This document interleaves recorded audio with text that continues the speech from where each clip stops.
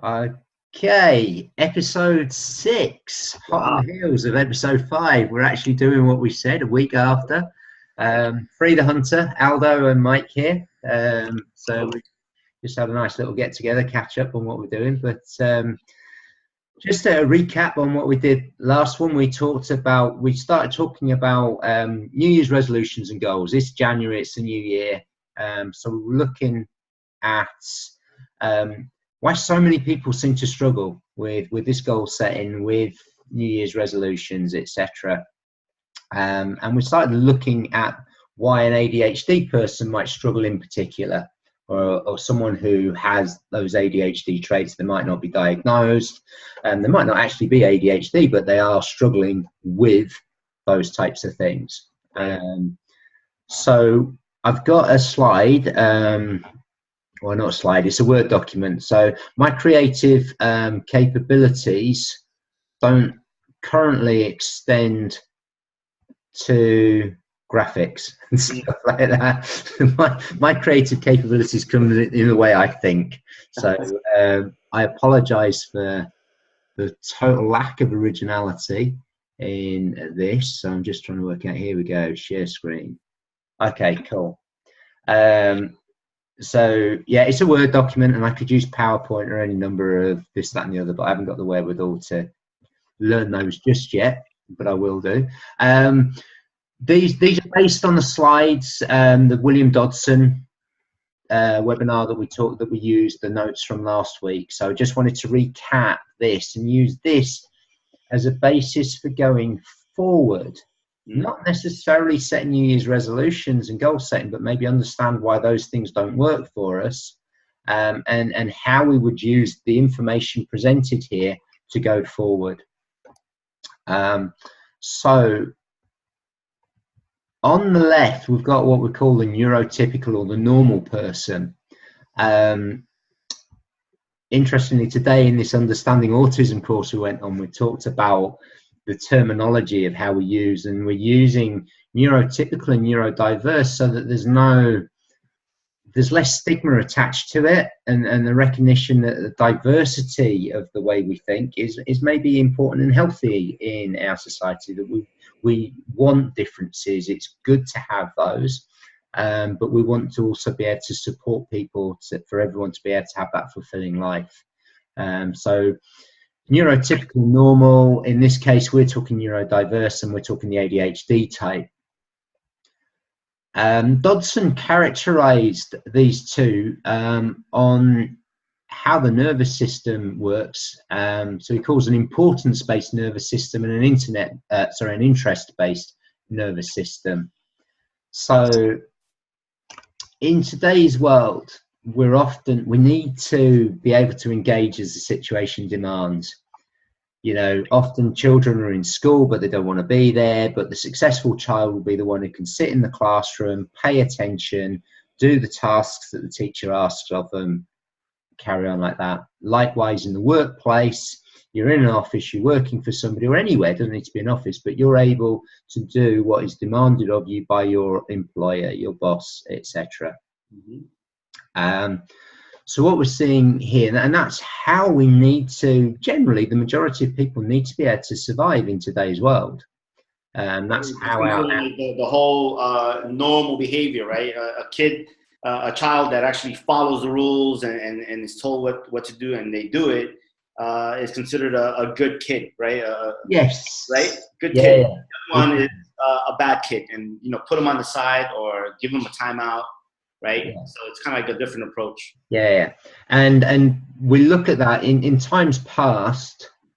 They may have been judged as a good or bad child, behaviorally, because of that ability or inability to do what they're told and to stick to task, etc. But as we discussed over previous episodes, that may have been like a flawed view. Right. So what we can see there, for that person who can engage as the situation demands, this is how Dodson has characterized it. The tasks don't necessarily have to be important to the individual. They can be important to a boss, a teacher, a spouse, parent, etc. Right. So in both of our previous experiences, we'll both have been doing things at work which weren't important to us at all, but they were important to our organization, our job. So the kid who does his homework doesn't see it as important to them because it's important. It's the school saying you have to do it. It becomes important because this is someone else has said this is important to do. It's now important for me to do. This just reminds me of my, at home with Gladys. She's asking me to do things around the house, and I just don't want to do them.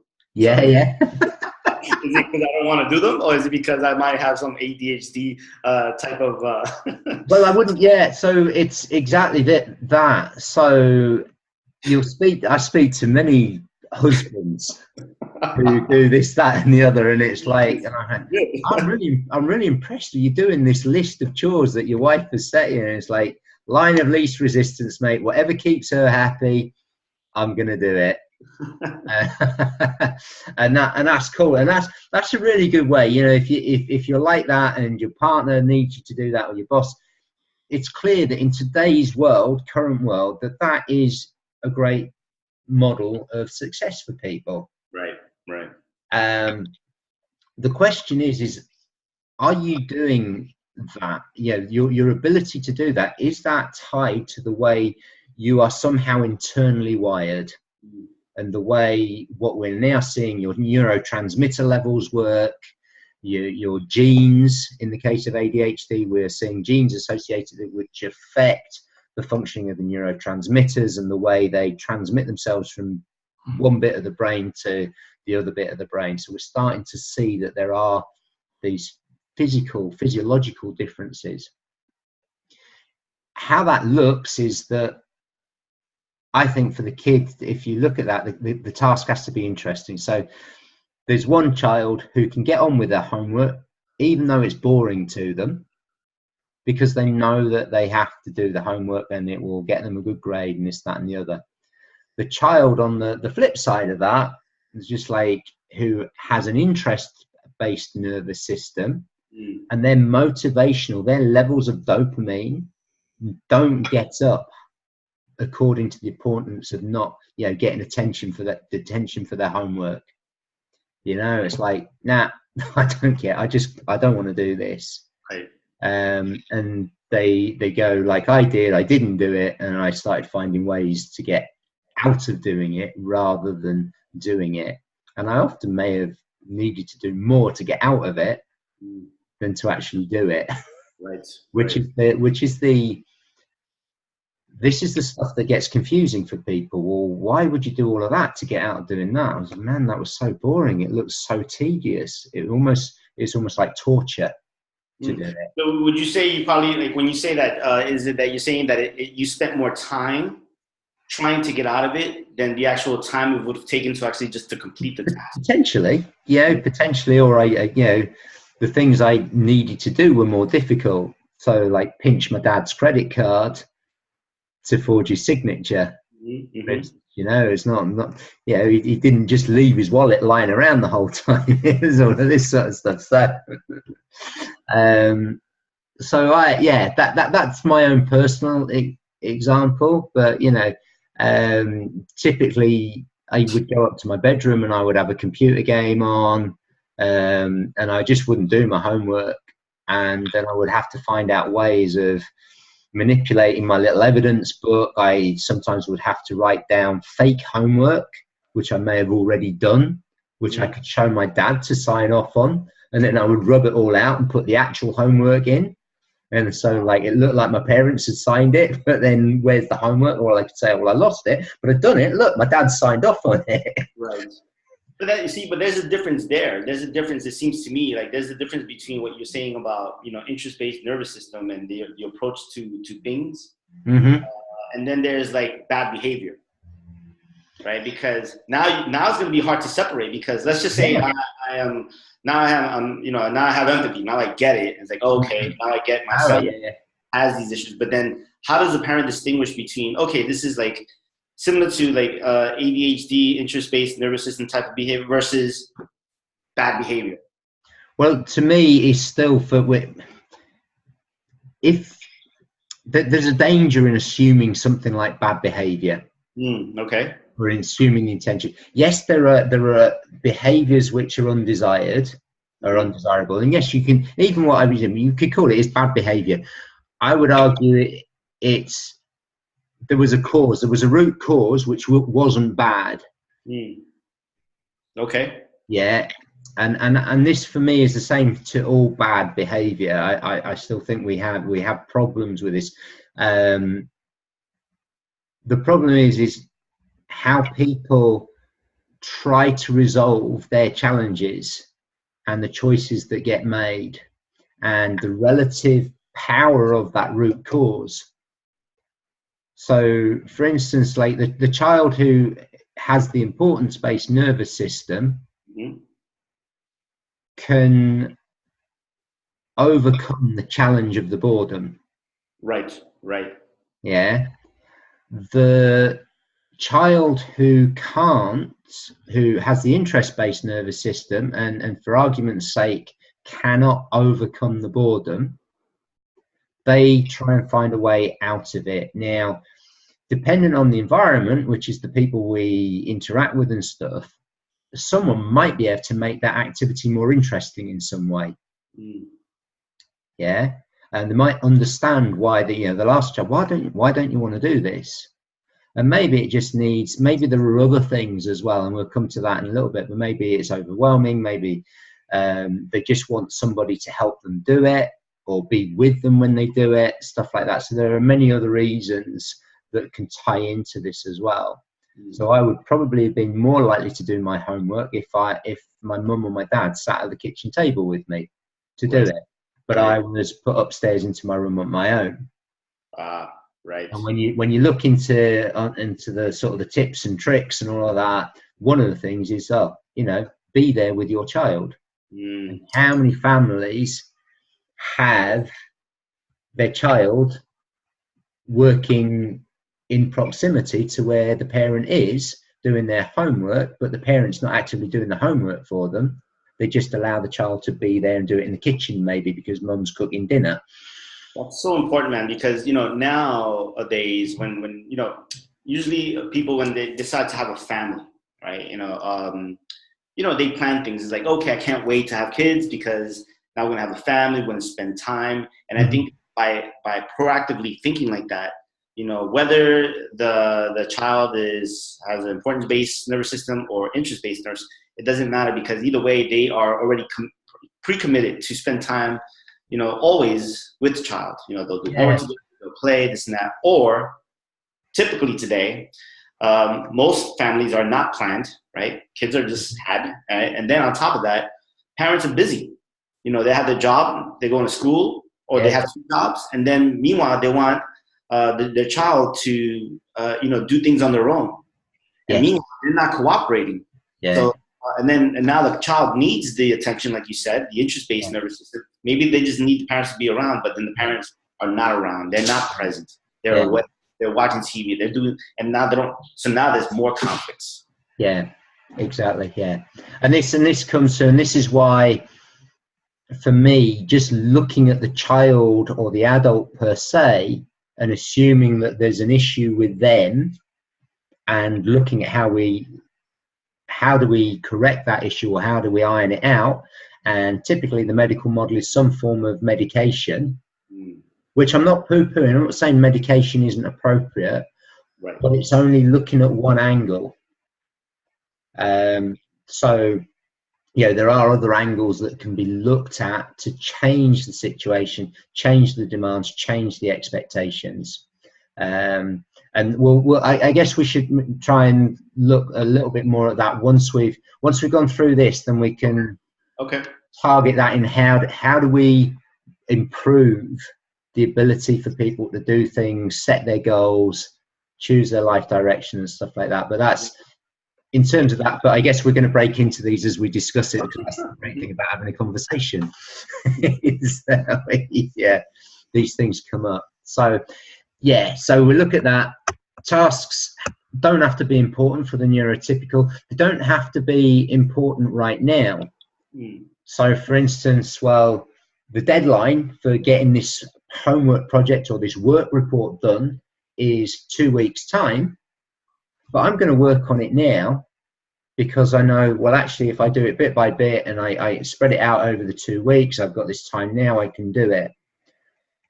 The Dodson's assertion for the ADHD person, and I can attest to that from my own personal experience, is that there are people who think, well, I've got this time now, 2 weeks away is a long time away.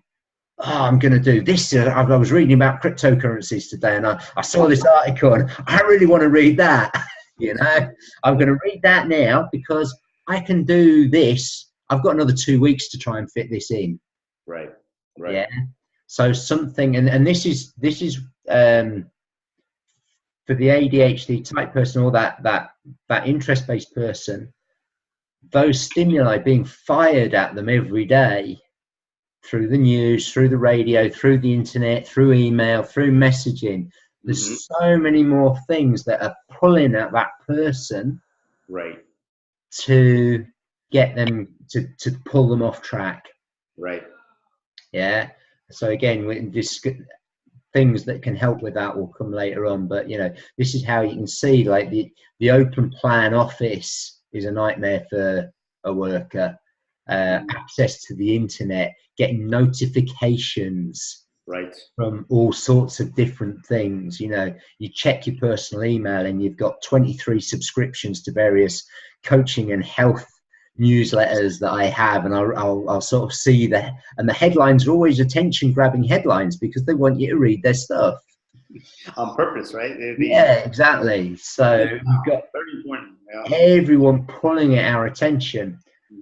The importance-based nervous system is able to turn those things off and say, right, well, I know that's interesting for me, but I'm going to delay that till later because I've got this stuff to do now. Right. Yeah. The ADHD type person, the hunter type, is going to find that much, much more difficult. Okay. So, and like, so the task doesn't have to be important right now. So then we go on to the importance place person. They can prioritize. Again, you know, what is the level of importance? You know, and those priorities may be different things. We can prioritize on many different levels, but for the ADHD type person, it is important to them, or based right now, based on the factors that I've highlighted on the right. So it's difficult to compare point per point going across. Yeah. So the ADHD, the neurotypical person can prioritize. And then it is the importance and the priority that allows them to focus on which task they're going to do. And again, that importance could be set by other people. So in school, it's set by a curriculum and what the teacher's telling you to do. In the workplace, it's set by the boss and what he's telling you to do, unless you have some control over that. The ADHD child is going to find that really, really difficult because most of this stuff is going to be boring for them. If they happen to be interested in it, they're going to be an A1 student in that subject. Right. That's I think the flip side for me that we don't often see is that they will get very, very good grades. They will ask for extra information. They will be fascinated and absorbed by that subject. They will know facts on this, and this is something that comes across in autism as well. So Asperger, the guy that Asperger's syndrome is named after, he came up with this little moniker, the little professors, for people like himself that he had come across. Was they had incredible knowledge over specific subject areas that they seem to be interested in. Right. So that's the neurotypical person, and that's, you know, the perfect civil servant, the perfect administrator. Those type of things. Yeah, the work is generally universally considered boring. That being said, you may find. Did you see a film recently? It's a relatively new film. It was called The Accountant with Ben Affleck. Oh, I haven't. No, I haven't seen that. Well, he's an autistic accountant, but he's a very high functioning. And so he sees solutions that nobody else sees. It's a bit like you were saying, one of the banks you used to work for employed high functioning autistic people because of their mathematical and their computational ability. Right. So again, they might be an excellent accountant, and accountancy may be seen generally as a tedious, boring job, but and that's someone who does it because they know they're important. But there may be other people who are just absolutely, yeah, I'm in on that, I'm zoned in on that because I see all of this wonderful information, these patterns and these solutions. So that's the flip side. So to the ADHD, the interest-based nervous system, if something is interesting to them, yeah, they're going to go at it full bore. And, you know, for me at the moment, this ADHD stuff is fascinating. The autism is fascinating. I'm watching The Good Doctor, and I can really relate to a lot of the sort of the communication issues that people on these spectrums can come across. And I also, for some reason, I don't know whether this comes from my mum's side or whatever, but I have an anti-system, anti-establishment bias. Me too. So anything where I can see a cause to fight for, that I plunge in on that sense. So the second one here that Dodson talks about, the task provides a challenge, some form of competitiveness. And again, I would say and that's sometimes how we make tasks interesting, how we make fitness interesting. Yeah, we talked about CrossFit last week, right, about how CrossFit makes fitness more interesting because it makes it competitive. The task is novel or allows for creativity. So it may be that we're talking about history, but you can go away and decide what you want to do about it. You might want to do a project on kings and queens of England and talk about how many of them got beheaded. Or you might choose, well, I can do this, this, or this. So rather than being dictated to you what you learn, you might have been asked, you can decide what you learn. So it allows for creativity, allows for novelty, and maybe something you haven't done before. Oh, this week we're going to learn about the Industrial Revolution, but we're going to go down to the workshop and we're going to make these looms and these machines and things like that, and we're going to play around with that. Deadlines, we talked about deadlines. If the consequence is bad enough, then the deadline will work, and that's often a thing that's used to help people. So for instance, us setting a meeting deadline says that, yeah, I'll create the appointment and boom, that's it, we're going to do it, whether I'm prepared for it or not. So at least we go ahead and do it, and I'm not going to poo-poo out of that. So that was a very brief recap of material from last week. Other factors for me that I've come across, and also that I have felt a lot myself, that seem to interfere with the motivation to do something and the action or the activation to do something. Procrastination is probably more a behavior observation, putting the thing off. Why do we procrastinate? That affects everybody. I mean, most people, yeah.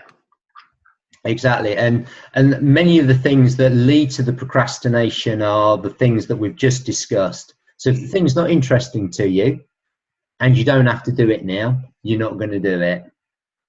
Yeah. If it's not so there are all of those things. Right. But there are other things that seem to come with ADHD, overwhelm, many different things here. And again, this is something that I believe that everybody suffers, but again, seems to be highlighted in the ADHD world.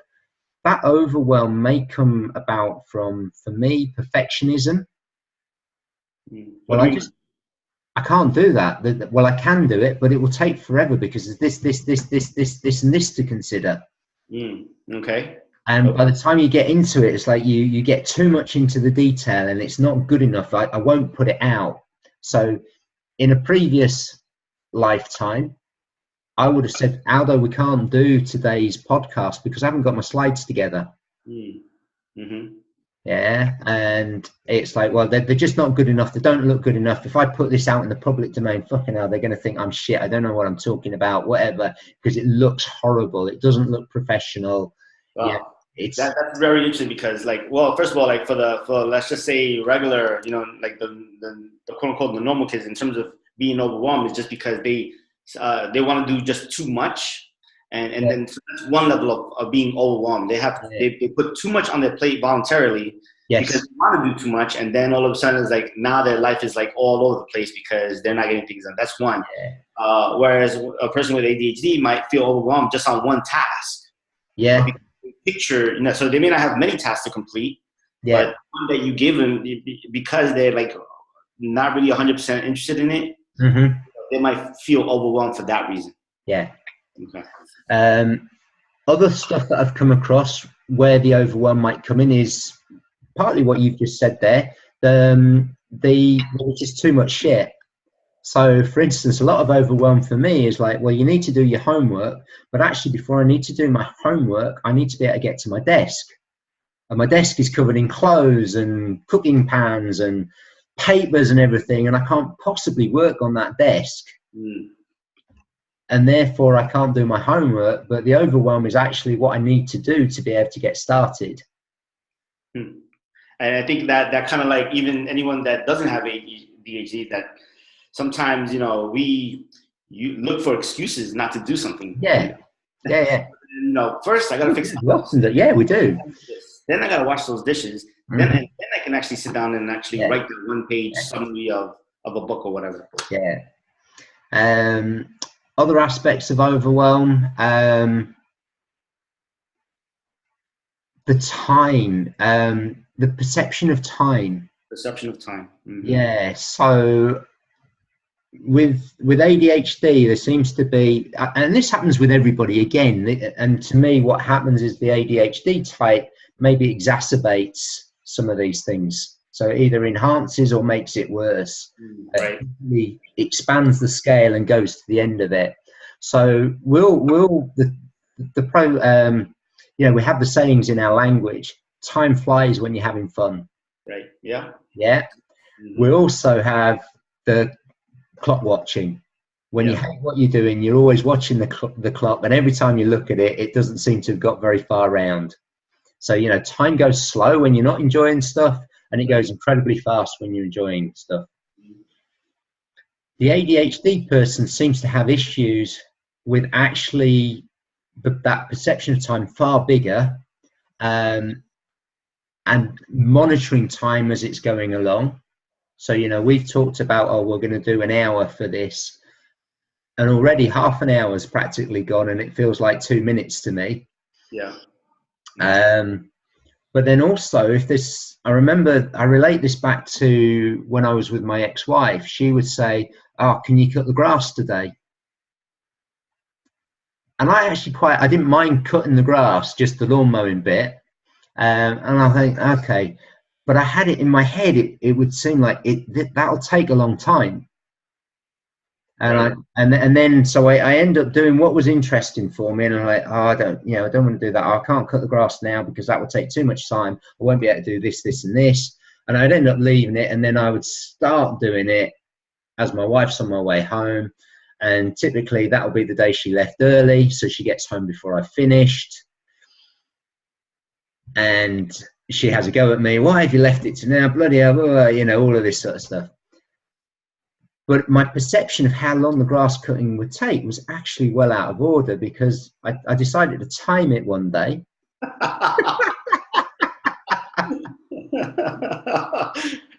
Well, you see, you're facing it, right? You're trying to see like whether well, people. So I'd started looking into this thing, and people had mentioned, you know, because this was probably the first time my wife had mentioned that I may be ADHD, and then obviously I did a bit of reading around it, and one of the things was his time. So I thought, oh Christ, well, let's have a look. I think it's going to take me forever, so let's just time it. And maybe I'd read that somewhere, you know, actually time the task, and I did, and it was about 15 minutes. Now, 15 minutes, when someone says, oh, it's 15 minutes, to me, that's not a long time. I could imagine your stopwatch, like it says at the end, forever. Yeah, exactly.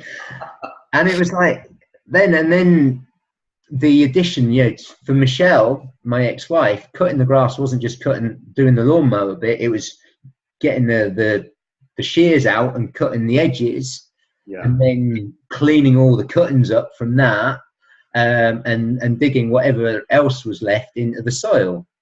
Now that, to me, all of a sudden, that became overwhelming. Right. Oh, you've got all of those different things. That'll take forever and ever. Well, I ended up timing those. And again, it was probably another 10, 15 minutes on top.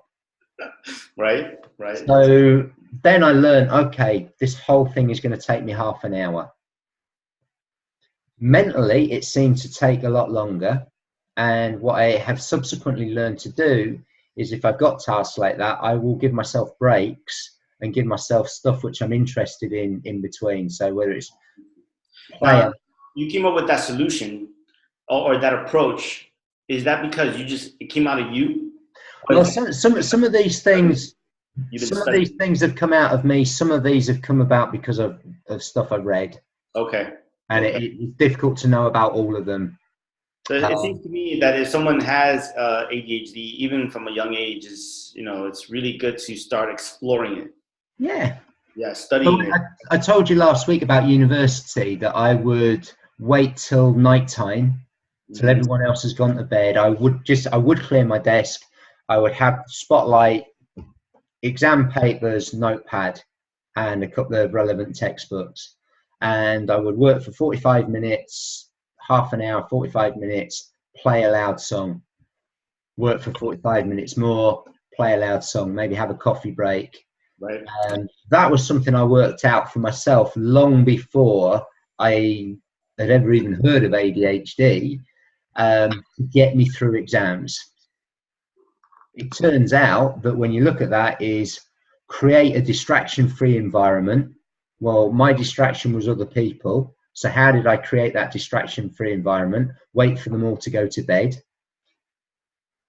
And then the other distraction was all the mess that I typically had. Well, that was the time the deadline came in then, because it was the night before the exam.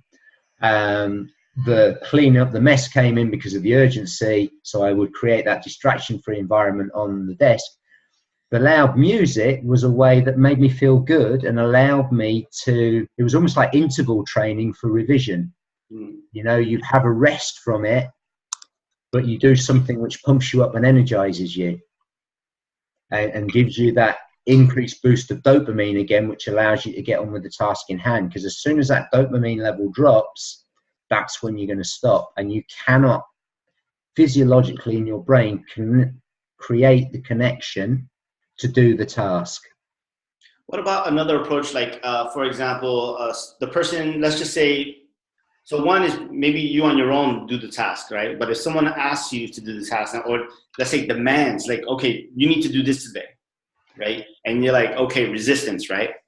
Or I'm hurt. Like, let's say there's a story behind, the task. I'm hurt. I can do this. Can you do this?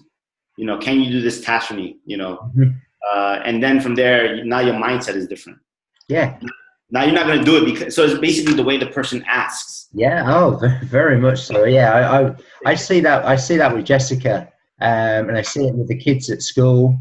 That when I was teaching the kids, if you said, it would really help me out if you could go and get the equipment out from the shed, because then I can do this whilst you're doing that, and we can then get the session started earlier. So that there has to be a win-win for both sides still, I think. But yeah, the mentality of helping someone, which boosts self-esteem, gives that person a purpose, and it's not just seen as a demand. I think that definitely is a tactic that can be used. But a bit like, remember when we talked about Dale Carnegie's book? Yep. They will see through it very, very quickly. Yeah. If it's not genuine. Right. So it can't be, there's a way of doing it. And that's why I say I think that there has to be a win for them. Mm-hmm. well, or they need to be able to see that win, because otherwise they'll just, Jessica, very quickly, you're just saying that to get me to do it. Well, that's the thing about, that's why it's important in the end for just people in general, whether you have ADHD or not, or whether, you know, however we categorize people in a sense, you know, but to be sincere. Yeah. Because once you're sincere in everything that we do, and we treat others with kindness, right? Whether and the other person who's on the receiving end of that, whether they have ADHD or not, they're going to respond to that. Yeah. They regardless of their thought process, whether they're on the left or right side of it, you know, they're going to respond to it positively. So I think this is important in the sense that, you know, for people that ADHD, how as teachers, as parents, and as the kid grows, right? As, you know, professors, as managers, it all affects, you know, how we ask people or how we motivate people to get things done, right? Yeah. And I would say that, because we all actually, these approaches that we're having to find for people with ADHD, people with autism, people with dementia and stuff, are actually all communication processes that would work equally well with the neurotypical person, right? And would probably make the world a nicer place. Correct. Because we stop just demanding, but we know that there's a large number of people that will do it just because we tell them they have to. Yeah, yeah. Yeah, and that model has grown. I find like this was managing people, and I say, look, sometimes if they care about you, you say, look, I'm in a bind. You know, I need your help. Yeah. Right?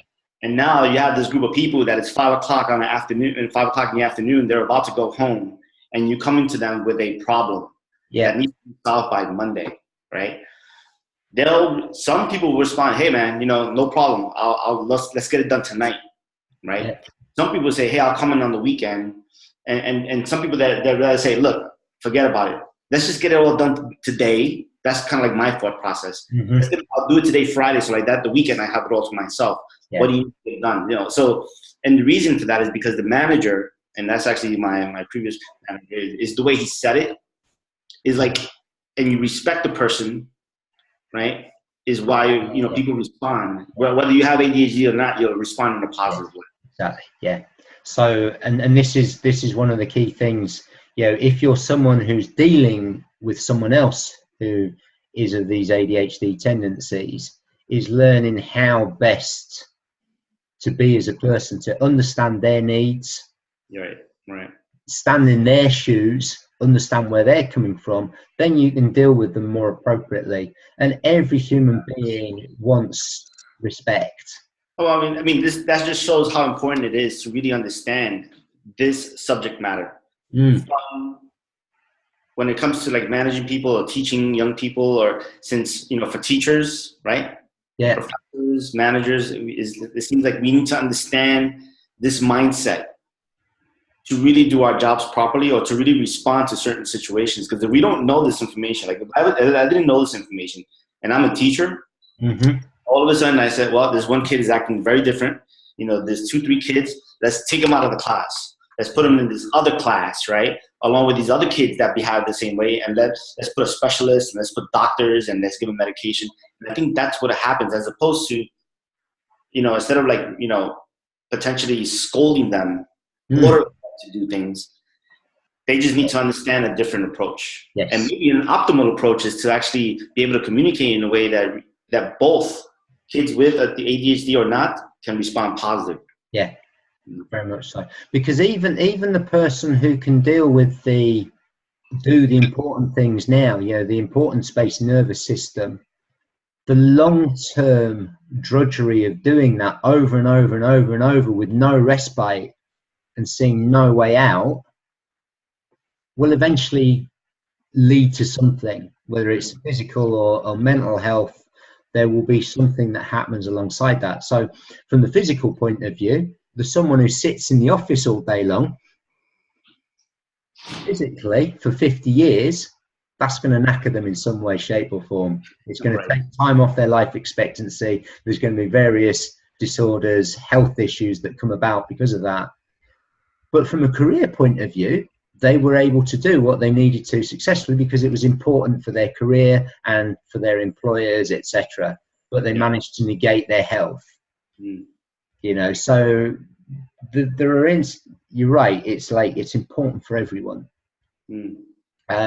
So going on this last one, I think this is a really big one and really dictates a lot of the approach. And this is something that came across to me in the Life Accelerator. And just a big shout out to Brian. Thanks for your comment. He's actually been he's watching these things. So thank you for that, Brian. That means a lot. And I hope that this information can help you with all the stuff that you're doing, because I think it is really, really cool. But this expected failure, you know, one of the things that ADHD kids are struggling with is that they're always being told they can't do things, or maybe they can do stuff and then they don't do it the next week. You did it last week, but you can't. This is what's wrong with you. Or they set a goal and they fail because essentially it wasn't important for them. It wasn't an interesting thing. It was important to somebody else to do. And they set themselves a task of doing that, but it's just like, well, actually, this just has no meaning to me. I think it does. I say it does. Someone else says it does. You know, you might be my boss and you set me a goal. Or even, you know, I go on the Life Accelerator and someone says, oh, yeah, let's do this, this and this. And no, this just isn't getting me. I can't. I don't see the point of this. I don't see the sense in it. Even though it could be important to get through the stuff. Yeah. And that expected failure, the number of people I've talked to who do not set New Year's resolutions because they always fail at them. You know, and I think 2 days ago they said was the day that the majority of people, you know, break their New Year's resolution and stuff like that.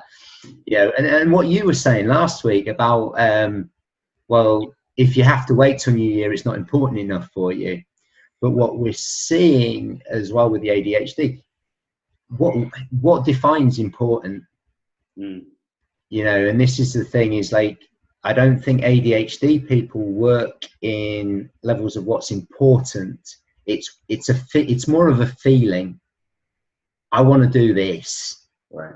It's that feeling you get, right? Yes, I need to do this now. Whereas the neurotypical person will say, I don't want to do this now, and I have no feeling to do this now, but I'm going to do it now because I know it needs to be done. Right. Just get it out of the way. Yeah.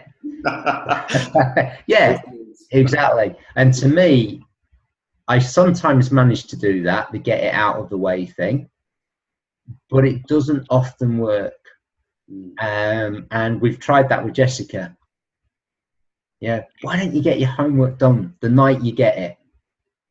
And we just can't persuade her to do it. It will wait until the day before it needs to be handed in.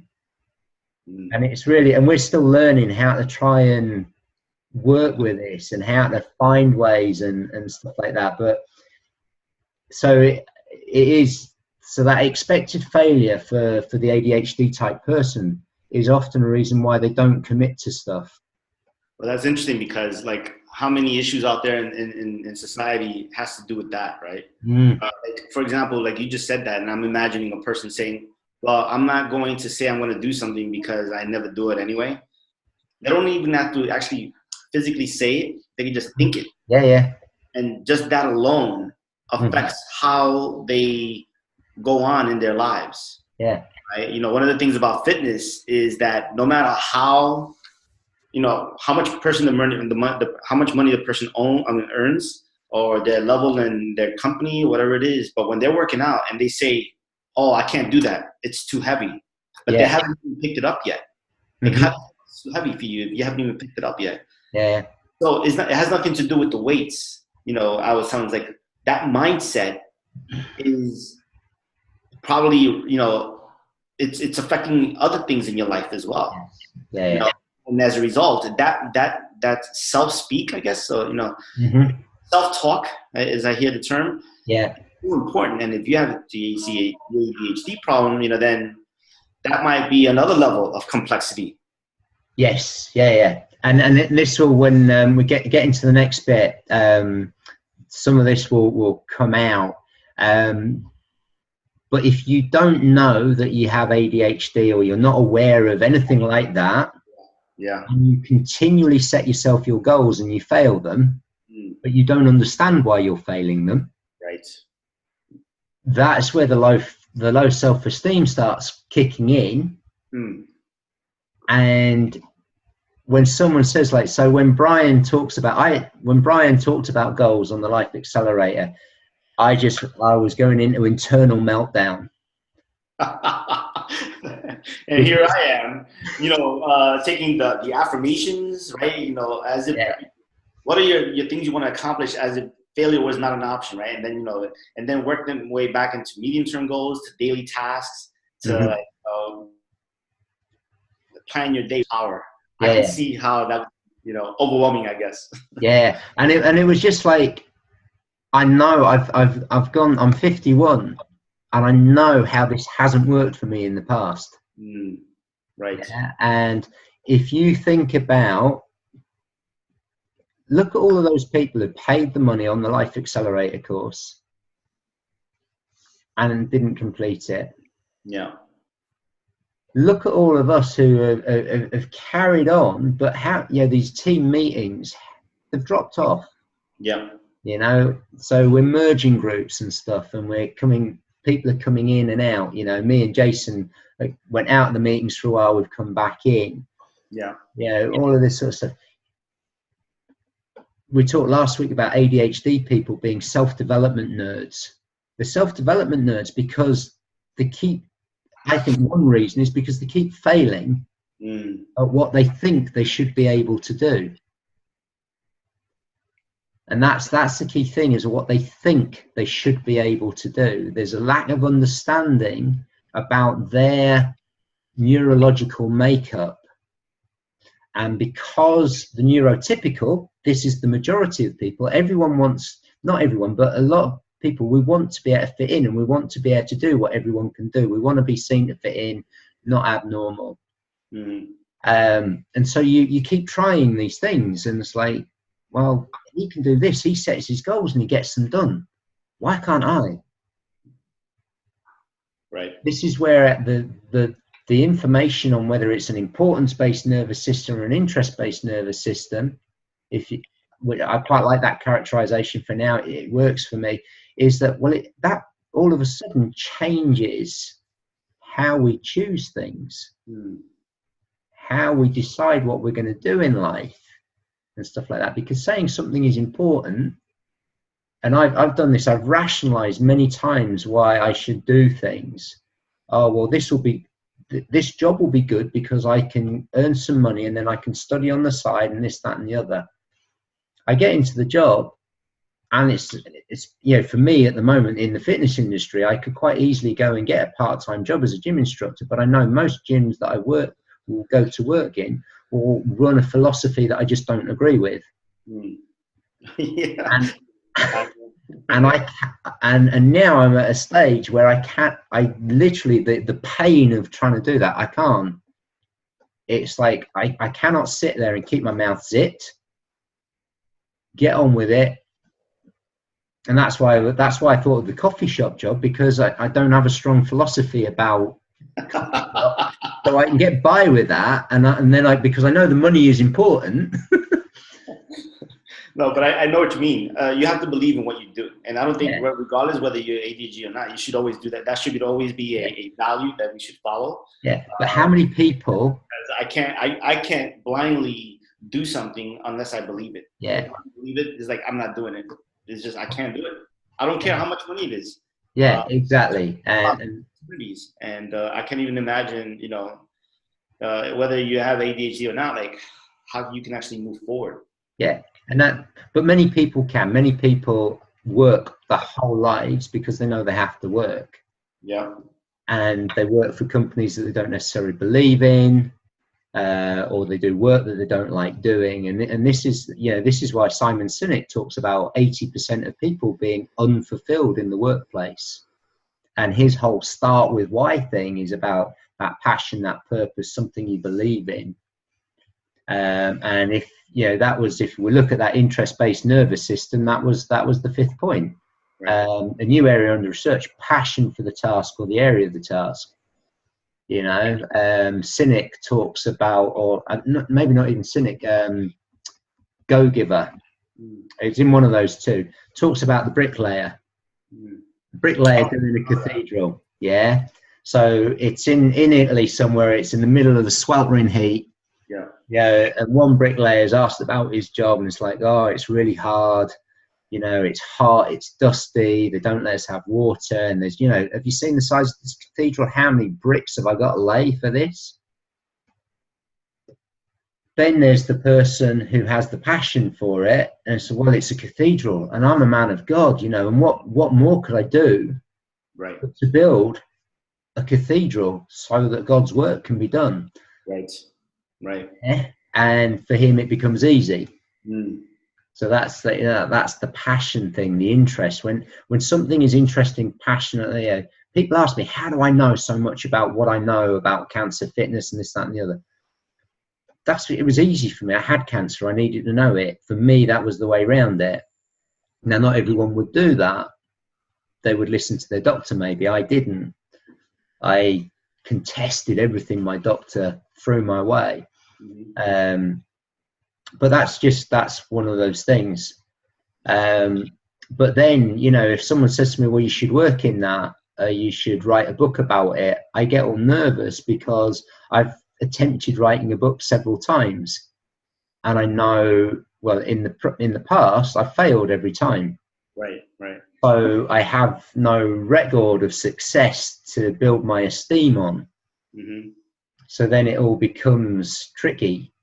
What happened, so what's working for me now is, one, the realization, or certainly my self-realization, it may pan out that there's lots of other things involved.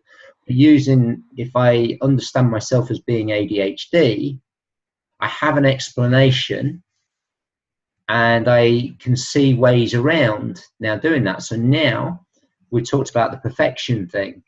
Now I know I don't have to be worried about perfection. I'm trying to, good enough is good enough, and I know from previous experience that I will get better over time. Right. Yeah. So if you think about the baby trying to walk, who's not worried about perfect walking form, good enough is good enough. If I can get my feet 5 paces, I'm happy with that. And the next time it'll be 6, 7, 8, and it will come.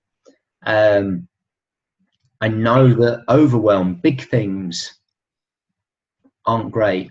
So one of the problems for me with the Life Accelerator was we were trying to build 18 habits in 6 weeks. Yeah. I can't do it. I can't build one habit. I have successfully failed to build one habit that I wanted to build over time, because whatever reason, but typically I think, one, I'm choosing too much. I'm choosing what I feel is important rather than having an interest base behind it. And whatever I tried to build was too big. Yeah. The way I look at that program is in the sense that it introduces you to the habits. At least the way I look at it, that are key for someone to have a good life, a happy life, that if you were to master your nutrition, if you was to master your exercise, if you was to master, let's say, setting goals, you'll be in a better, place in life. And as a result, but let's say you don't master it and you let one of those monsters like dominate your life, in the sense that nutrition you don't have control over, and you allow it to control your life, you allow sugar to control your life, all of a sudden, it can throw everything away. All of a sudden you live in a life that now you can't do anything because you're consuming things that are not good for you. Now your health is out of whack. You're tired. You can't concentrate. It starts affecting your job. It affects your relationships just because of the one thing. So for me, it was just like an introduction to to the habits. It kind of like, you're able to gauge where you are versus that habit. Yeah. And when you look at it like that, that's a really sensible approach. And then you can say, right, over the next year, let's try and work out which one of these works for me. Right. But when you go back to the team talks and Brian's video reviews, that's not what was sort of being said. Yeah, by week 5, you've got your nutrition under your belt, you're doing daily meditations, you're doing daily affirmations, this, crush. And it was like, and I think, oh, Christ almighty, I have, but I can't keep this going, it's like, and so, do I lie and tick off the box, or do I just not tick it off? And I remember there were some boxes you didn't tick off. Yeah, well, I said to Julian, I can't do this. I haven't done it, so I'm not going to tick it off, because I wanted the experience to be real. I wanted it to be. I knew there were prizes on offer and stuff like that, but I wanted to be genuine, because the prize, whilst it was a motivational factor for some of those things, for me actually was, well, can I make these habits? Can these things work for me? I've got a new level of understanding now, and your view there, I think, is fantastic. Is it's an introduction. A life crash course. Well, the life accelerator, right? I wouldn't even call it a life accelerator, because again, accelerator, if you look at the mathematical. Yeah, no, I know what you mean. Force. The first thing that you see is force equals mass times acceleration. So acceleration is force divided by mass. Which force, you're forcing something. To accelerate something, you're forcing, and that again, to me, maybe works for the neurotypical thing, or maybe not even that. It's just force can only work for so long. Force breaks things. Yeah, I look at it like it was much more like a crash course, and it allows you for 7 days to take one habit and test you. Right? Well, you test drive it out. You test drive. A habit, let's say a 21-day nutrition habit. Let's just hold it for 7 days. Let's see, can you do it for 7 days? Yeah. You imagine that you can't even do something, a simple task for 7 days. The mindset that that's required. That if you can't even do that, could you imagine how tough it is? And I know some people struggled. Right? It's like. Well, it was really interesting noting what stuff people struggled on. So anyone who'd been involved in movement. So Aaron Cash, dance, theatre producer, dancer extraordinaire from remembering his videos. Dustin, myself have been involved in yourself, Staseth, all the people who like movement stuff. They got their videos up, done. Probably, yeah. Yeah. Paul was really, really unsure of himself on that front. Yeah. And it took him 3 days to get one video up. And we talked about that in the team meeting. Nutrition, other people, again, the fitness people involved in the fitness industry, not a problem, because most of them probably knew. I think Brian presented some really interesting stuff. I liked his idea of experimenting and having those different quadrants, and I thought that was really cool. That was novel. That was one of the things that got me on the course, having seen that, but it was novel. You see, for me, it was a novel approach to it. Yeah, experiment with the food, right, and the different approaches, and see how your body reacts, right, to it, which I thought was great, fantastic. But there will be other people who have really fixed mindsets about, or didn't know. If you don't know how to cook, all of that's going to start, oh my God, because you go out, you can't buy gluten-free stuff, sugar-free. How am I going to get around this? I look at my food, 90% of my food has gluten and sugar in. What am I going to do? Right. Yeah, all of a sudden that becomes really overwhelming. Yeah, that's right. And then I think the problem then you see this, well, this is what I think, Life Accelerator, I think it's an introductory. Life Accelerator for me sells much more, but actually what it is an introduction to all of these things for you to explore, build them into your life. And for me, and I think coming to this is one of the solutions, I think, or the ideas that ADHD people can take into is, well, actually make stuff easy to do. Don't make it hard to do. Don't make it a full-on challenge. too big that you're not going to get there, because at the end of the day, bad habits, they don't take hard work to get, and yet we pick them up really, really easily. Right. So why aren't we using the same psychology for good habits? Yeah, why aren't we making them easier?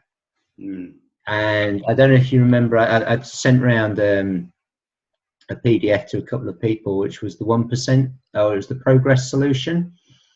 And this was written by Frankie Fairs, and I have acknowledged Frankie, although I probably shouldn't have sent you copies of it. But and he talks about breaking things down, because one of the things, this is getting into the meat of like doing stuff. There's the motivational factor and there's the activational factor. Yeah, there's a motivation to do things. So we've talked about importance. Importance isn't important for ADHD. So you've got two options here. You can, if you're living in a world where you still have to do things which aren't important to you, you're going to have to find ways around that. You're saying like find other things that are important to you, so like kind of offsets. Yeah. So not important, you're gonna feel like an empty life. Yeah. Yeah. Exactly. So I see this as two approaches to take. So the approach to my life up until very recently was to do what was an expectation I'd set myself based on the social conditioning I'd had. Go to school, go to university, get a job in a profession. Yeah. Unfortunately, the schools aren't set up, and university a little bit more so, but a lot of the jobs and the professions aren't set up for someone wired the way an ADHD person is wired. Therefore, I always struggled with how to become an engineer or an accountant or a lawyer, because I really struggled with the methodology that was presented to me to help get there. Right. It's not to say that I couldn't have done.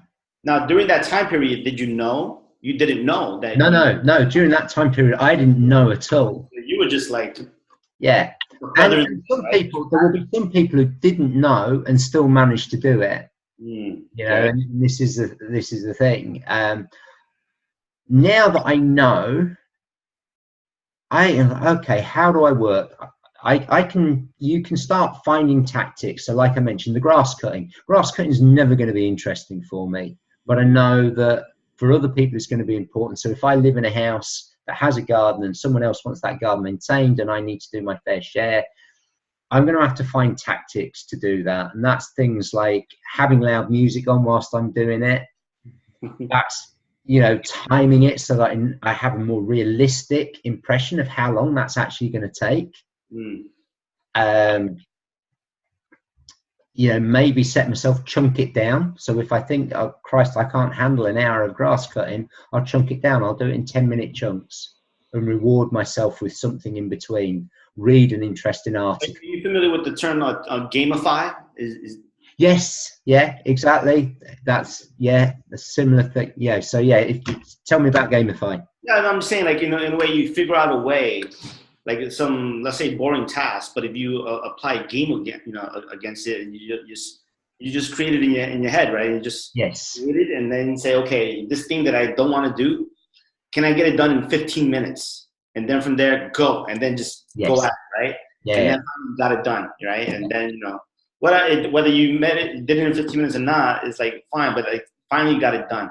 Yeah. But it had to take that approach for you to actually do it. At least on the surface, it looks like he was enthusiastic about it, but yeah. And I think it's finding these tactics, and attitude's a great place. We'll talk about a few here, but attitude's a great place. Do your research. There's lots of people, lots of books and things that will talk about these, and it's a case of experimentation. Because gamify might work really well in a particular situation for you. It might not. It might not work for you at all, but it works for another ADHD person really well. So this is where, looking for the silver bullet.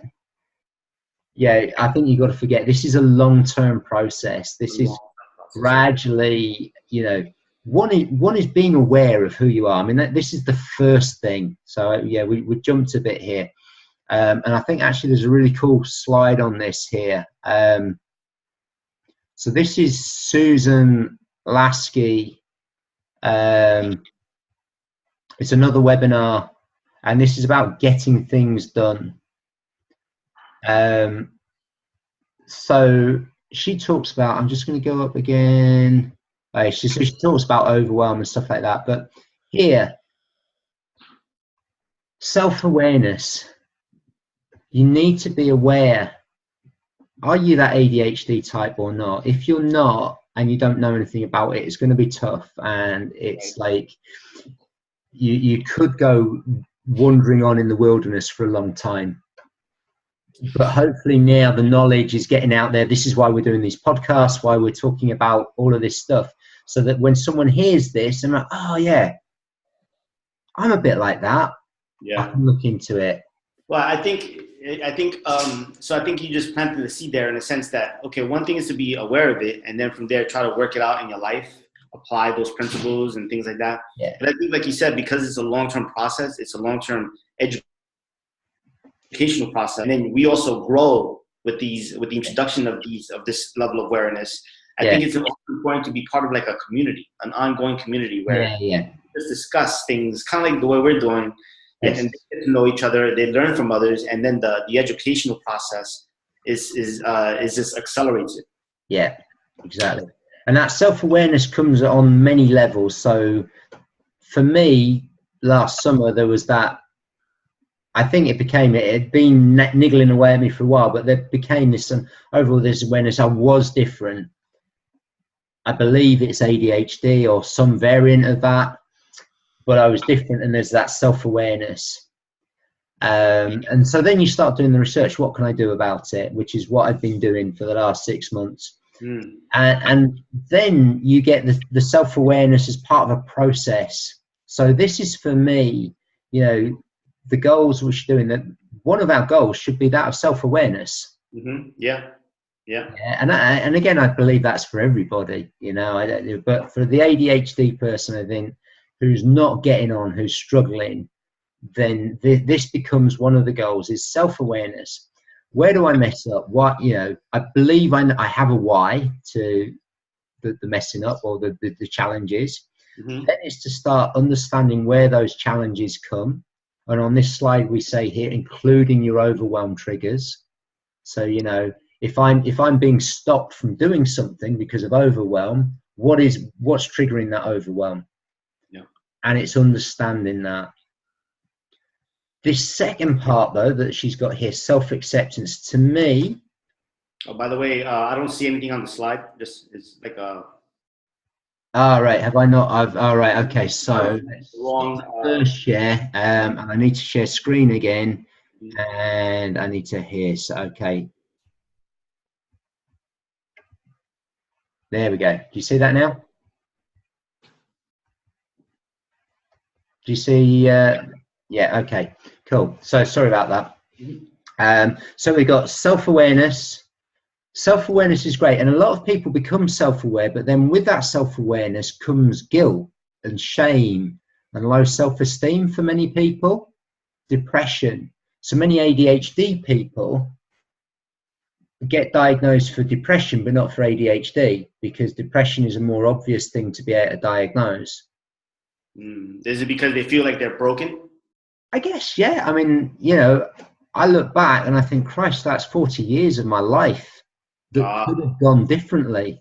Well, you know what? Like I can relate to that in a sense, because I remember when I was like when I became like 30 years old, I started gaining weight, serious weight, and for 10 years I kind of suffered high blood pressure, high cholesterol, diets, and then just like. And then finally, when I made a quality decision around the age of 39, 40 to like drop the weight, in about 3 to 4 months, I lost like 50 pounds. And I'm thinking like, wow. And I felt great. Yeah. My metrics went down and everything. I'm like, I should have just done this like 10 years ago. Yeah. Right. And I'm like 10 years of waste. I mean, I'm not going to look back, what's done is done. But then I think about like, when I see people now, and it's not like the best topic, but then you say, hey, you know what, like, you know, I see you gaining weight, you know, maybe right now is the time to actually just like drop those 15, 20 pounds, because you know it's going to be worse 10 years from now. And, you know, you don't want to like be able to deliver that message. And I don't think anyone's going to hear that message. But the main thing is that, yeah, you do feel guilty back, and you feel bad because like, man, I could have done, I wasn't operating at my optimal, at my optimal self. Yeah. You know, so then going forward, it's the only thing you can do something about. So you just, And also, we've already mentioned the low self-esteem because of, all of those, like the chronic failure. You every new year you fail to follow through with your New Year's resolution. Every goal you set yourself, you fail. So you're aware of that you're failing. So there's a self-awareness there, but you don't know why. Yeah. You know. So the self-awareness in itself is a really important starting point, but it's only part of it. Yeah. Self-acceptance allows us, if we can accept where we are, and we can accept that, we can get rid of all those negative emotions. Yeah, and those negative emotions are often very debilitating to our efforts in moving forward. Guilt and shame aren't very motivational. Fear sometimes is a motivational thing, and that can work, but guilt and shame, low self-esteem generally aren't much fun. And as it says there, both your strengths and challenges. So I'm aware now. I believe I've accepted, on the whole, the last 40 years. I'm working on the acceptance of the way my mum and dad brought me up, and the way the society we're in brought me up, and everything. And I'm accepting, I totally believe my mum and dad were doing things because that was the best way they knew how. Right. And so I used to think, I would say, Dad, you should know better, or whatever, in my own head, why the fuck didn't you do this? Why didn't you do this? Why? But there's, working through it, talking through with my parents. And this is like a healing process with me and my family at the moment, is to get over what was, initially my dad's disappointment in what's happening with me, my resentment of the way my dad's been with me because of his disappointment. My mum having to deal with the fighting between me and my dad, and her angst now that we're dealing with all of this. There's lots and lots of things to mitigate, at least to offset. So when you look back and say, hey, this as a result of what I have, my low self-esteem is low. Well, my self-esteem is lower. Now what can I do? Can I just stop you there one moment? I don't want to say it's, and I think I mentioned this before, I don't want to say it's as a result of what I have, because for me, and this is the same with autism, with ADHD, it's who I am. Correct. No, I agree. Yeah, I agree.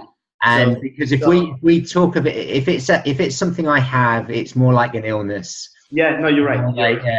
So I look at it like a different mindset. So once you understand that mindset and you say, okay, now I realize this mindset, and maybe I could have, let's just say, approached things differently if I would have had that self-awareness. Yeah.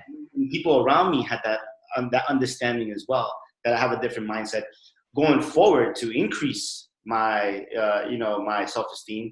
Maybe I can make others who have this different mindset to understand themselves better, so like that they can, operate better in their lives day to day, and then other people around them can. So that's kind of like what this whole program, the way I look at it, is all about, right?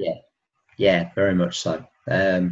So if we can accept who we are, and also if we can accept who other people are as well, because I think that plays a part into it. I mean, she talks about self-acceptance here, but I also have to accept my parents, and my ex-wife, and my work colleague that I had to bust up with, and accept that we were all our different people, and we didn't understand, and that's part of the challenge of life.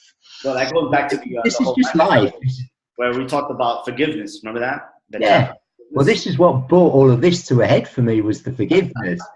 Ryan, that was a fucking crazy module. It worked out, but I don't know how. it was awesome. It was like, it is like, you know, once you're done with the course, is like it doesn't end there, right? Is what you do with that information. And here we are, you know, close to a year later, and this is where we're at, you know. Yeah. And so those seeds are planted during that course, and it's up to the person to. That's why I kind of feel bad for the people that kind of like on their own dropped off for whatever reason. Yeah, Because they didn't allow those seeds to grow. yeah. But maybe, you know, that time will come. You know, for me, I had gone a long way on this journey already. There'd been lots of dissatisfaction. I'd done lots of self-development stuff. I'd worked in a job which involved other people dealing with their own dissatisfactions with their physicality and stuff like that. So there was a lot of knowledge there. Now that knowledge is being remolded, reshaped, relooked at and presented to me in my own head. I'm analyzing all in different ways and bringing new things in. Now I can see, okay, this is great. This is a way forward for me now. So that self-acceptance is a big thing. From there, you can choose. I love what she says here, and the belief that you can do things differently.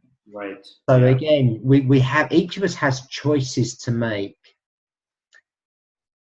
The ADHD person may still want to operate, the hunter may still want to operate in the farmer's world as a farmer. And that's their choice. And it's as a valid a choice as any. And they accept, okay, I know I'm ADHD, I know I'm a hunter, so I'm actually going to have much bigger challenges than a farmer operating in a farmer world. Right. But that's what I want to do. And that's fantastic. But they know the challenges and they can start working around that, and they can look at the tactics to deal with the challenges of being in a farmer world. Yeah. Another decision they could make is, I'm a hunter in a farmer's world. So I'm actually going to change the world I'm in. I'm going to be a hunter in a hunter's world. And that's maybe not a straightforward thing to do, because if you're in the farmer's world, you know, you're working, you've got your big salary, you've got this, that, and the other.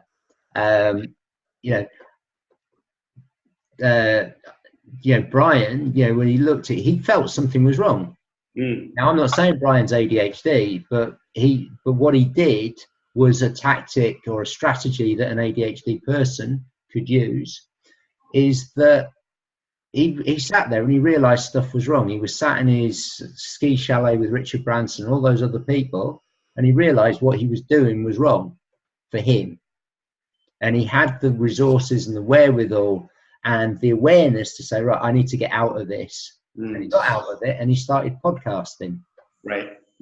And he didn't know where he was going with that podcasting. But he did it, and he chose a way of life. He created his own environment. He changed the rules of the game, or he jumped out of one game and jumped into another. Right. You know, so not easy that's to the do. way I believe you can go about, you know, maybe easier for Brian and the financial resources I'm guessing he may have had at that stage. Not so easy if, you know, your job is a shelf stacker in Tesco's and you're on, you know, basic minimum wage, stuff like that. Bit trickier. But when you become aware of what your limitations and your strengths are, and in particular if you're ADHD, and what your strengths and limitations are in relation to that, you have a much better way of attacking life. Yeah. And you say, right, okay, I do things when I'm interested in them. So, okay, let's try and find a way of building interest into what I need to do to earn a living. Yeah. And you probably see this is probably one of the reasons 90% of businesses fail within 3 years, small business, because people will start with stuff. They're the hobbyist, you know, the hobbyist business person, business person. I'm good at painting, so I'm going to become an artist. I'm good at woodwork, so I'm going to start making furniture and selling it. And it's great. And they do their painting really well, or they do their woodwork really well, or they do their fitness training really well. I'm interested in personal training, fitness, so I do that. But then it's all the boring shit. Yeah, there's a lot of the business side of it becomes a job. Yeah. That's what happens as well. Like sometimes you pursue something, for example, photography. At one time I wanted to pursue like photography and then it became like a business, and then I started managing as a business. Then I'm like, I don't even want to take pictures. This is a lot of work. You know, then I have to edit it. Then I have to be perfect. Then I have to get this. I just want to be able to just take a picture and just have fun. And whether it comes out great or not, it doesn't matter. But that joy, it went away when it became a business. Then I decided, none. You know, I want to keep it the way it is. Just the creativity part, and that's it. And so then you think, well, okay, that's why the business failed. But so what are the ways around that? Because again, when I was failing and all that, I couldn't understand why I wasn't motivated to do my accounts, why I wasn't motivated to do the planning, this, that, and the other. And it makes perfect sense for me now. I operate much, much better in the moment. When I turn up at a class and see who's there, I can plan it in the next 2 minutes in my head. Whereas the certification will say you should have a written lesson plan. Right. Which takes time. And don't get me wrong, when I've managed to do that, I have really enjoyed the classes. But to actually get me to sit down and do a lesson plan, that's the nightmare. And also sometimes the best plans get laid to waste when you turn up, someone's pinched half the equipment, or you've got a whole new set of people in there which have no ability, and for the last 10 weeks you had everyone on a progression, so things can change anyway. So I got very good at dealing with that on the spot stuff. Well, I think one of the things there that I learned in the past is that I remember in the corporate world, you might get ready for a half-hour meeting, right? And then you got like PowerPoint slides, and each slide has been, the words and the grammar and the design has been, maxed out to the nth degree, right? And meanwhile, the manager comes in, you got 5 minutes. He's like, hey, I got 5 minutes. Let's just get this thing done. So that's one approach. And then you realize how much time and effort was wasted between people on, 5 slides on what is the best way to say something, right? Hours, days and days just to get ready for this half-hour meeting that took like 5 minutes. And the person didn't look at the whole entire PowerPoint, just look at the first page, and then that's it. That's one approach. Then the other approach is there's this book, I forgot who the author is, but it's called The One Thing. All right, I've heard of it. Then that's why you have to always be ready to be able to deliver the one thing that's important. You got like 10 key points, but what is that one thing that's out of all those 10 points that are most important that we should deliver on? And then that's what you should be ready for to deliver that key manager or people. And in some way, shape, or form, in my head, that ties into the good enough is good enough. We don't need perfection. No, I agree. Good enough is the one thing. Perfection would be the one thing with the other 9 tacked on to dot the I's, cross the T's, icing on the cake. But this one thing is the 80 out of the 80-20 rule. That side of stuff. So I'm looking at the time here. I'm going to have to wrap up because I need to shoot out. So it's maybe not a bad place to end in terms of this self-awareness. Become aware of the difficulties you face, but also what are your strengths. Be accepting of all of those. Believe that you can change. So that's one thing. I'm not saying I will never ever set goals. I've got ADHD and I believe I can't do it. But now I have a better insight into maybe the type of goals I should be setting, the areas of life that I maybe want to set them in, but also an acceptance that what is interesting for me this week may not be interesting for me next week. And I can then make a choice of whether I want to try and force myself to do it, or I'm just happy to move on with what's interesting next week. And that is okay. I think one of the things that I take away in general is that for anyone that's watching this is that the importance of the community of like-minded people. So that as you go through this journey and you share this journey with others, and others are on the same journey as yourself, that it's a long-term process, right? It's an ongoing process. It's not like you do one training and you're done. No, it takes time. Yeah. And you have to allow yourself to be aware and give yourself time to accept, and then that'll increase your belief over time as well. Yeah. I think serving others will help that community serve you as well. Yeah, brilliantly. And just to get the last word in, because that's what I have to do.